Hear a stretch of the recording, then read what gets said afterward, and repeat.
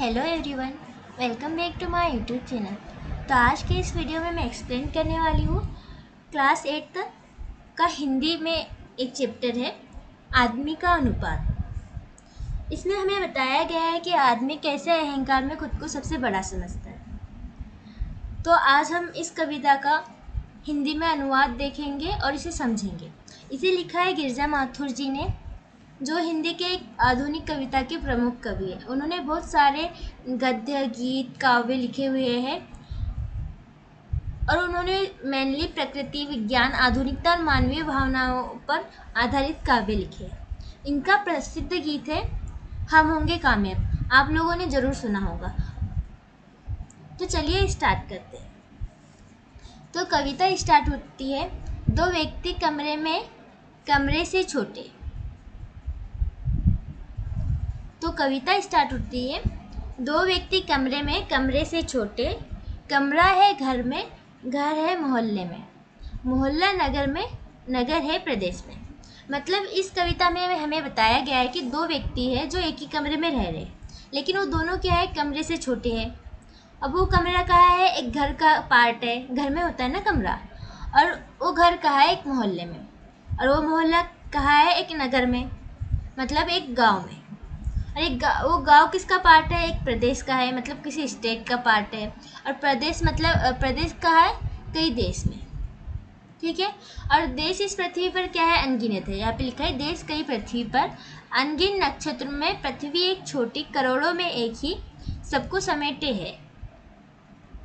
मतलब इस पृथ्वी पर कई सारे देश है और अनगिनत नक्षत्रों में, मतलब बहुत सारी मिल्की वे में अपनी पृथ्वी भी क्या है, एक छोटी सी है और करोड़ों में एक ही सबको समेटे है। और पृथ्वी भी हमारी एक नहीं है, गैलेक्सी में बहुत सारी अनेक पृथ्वियाँ हो सकती है। बहुत सारी मिल्की वे में एक पृथ्वी है और हमारे ब्रह्मांड में बहुत सारी मिल्की वेज है, ठीक है। परिधि नभ गंगा की, लाखों ब्रह्मांडों में अपना एक ब्रह्मांड। इतनी सारी आकाश गंगाओं में, मिल्की वेज में, लाखों ब्रह्मांड में हमारा एक ब्रह्मांड है और हर ब्रह्मांड में कितनी ही पृथ्वी है, इसे हम पहले देख चुके हैं। मतलब हर एक मिल्की वे में बहुत सारी पृथ्वियाँ हो सकती है। इस अभी तक इतना डिस्कवर भी नहीं हुआ है कि कितनी पृथ्वियाँ है। ऐसे हमारे जैसे सिमिलर बहुत सारे प्लेनेट हो सकते हैं।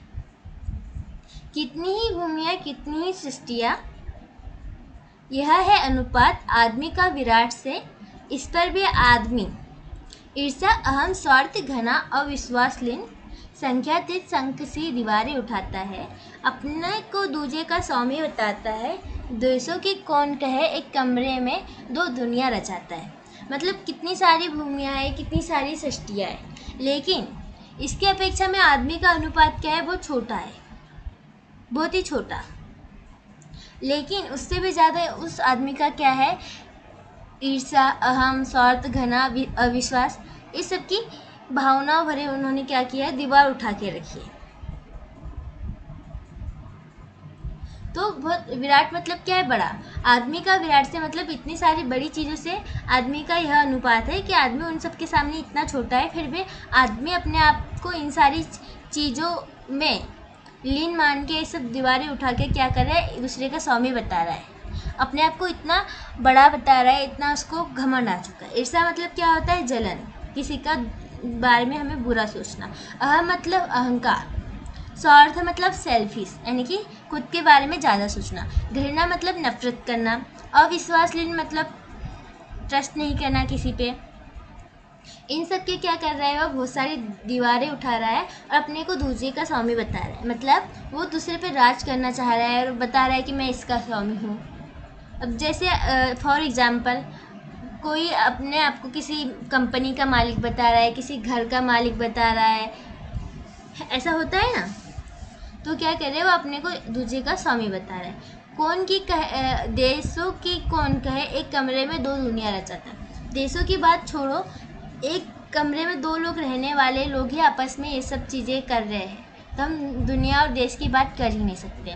मतलब अगर एक रूम में दो लोग रह रहे हैं तो वो क्या कर रहे हैं, एक दूसरे को डोमिनेट करने का ट्राई कर रहे हैं, उन पर अधिकार जताने का काम कर रहे हैं। तो गिरिजा माथुर जी की ये प्यारी सी कविता है।